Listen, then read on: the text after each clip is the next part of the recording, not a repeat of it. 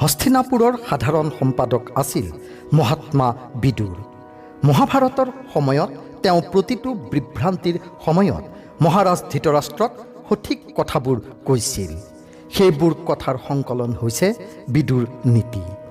সেই বেয়া গুণবোৰ বিদুৰ নীতিত কোৱা হৈছে, যাৰ ওপৰত মানুহৰ নিয়ন্ত্ৰণ নাথাকিলে তেওঁ গোটেই জীৱন অশান্তিত থাকিবলগীয়া হয়।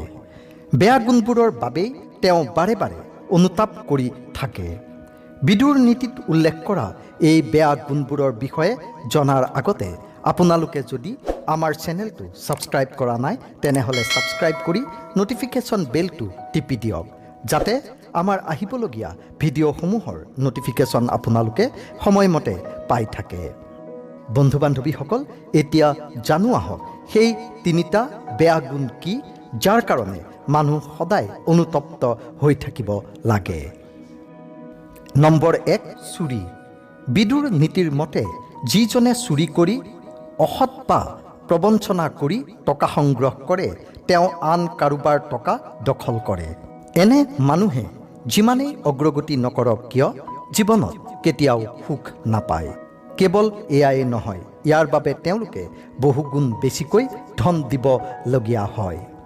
সেইবাবে কেতিয়াও চুৰি কৰি আনৰ ভাগৰ টকা দখল কৰিব নালাগে।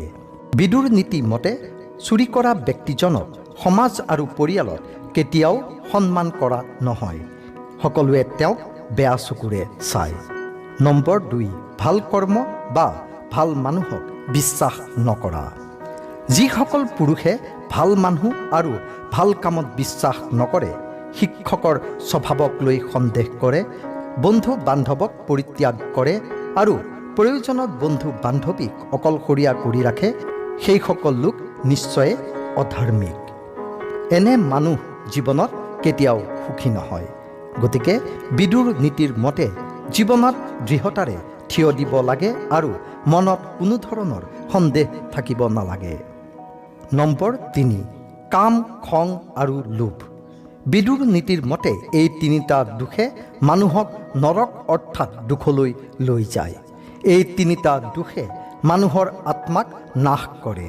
গতিকে প্ৰতিজন ব্যক্তিয়ে সদায় এই তিনিটা দোষৰ পৰা আঁতৰত থাকিব লাগে। যদি কোনোবাই জীৱনত আগবাঢ়ি যাব বিচাৰে আৰু পৰিয়ালত আগবাঢ়িব বিচাৰে তেন্তে এই তিনিটা দোষৰ পৰা সদায় আঁতৰি থাকিব লাগে।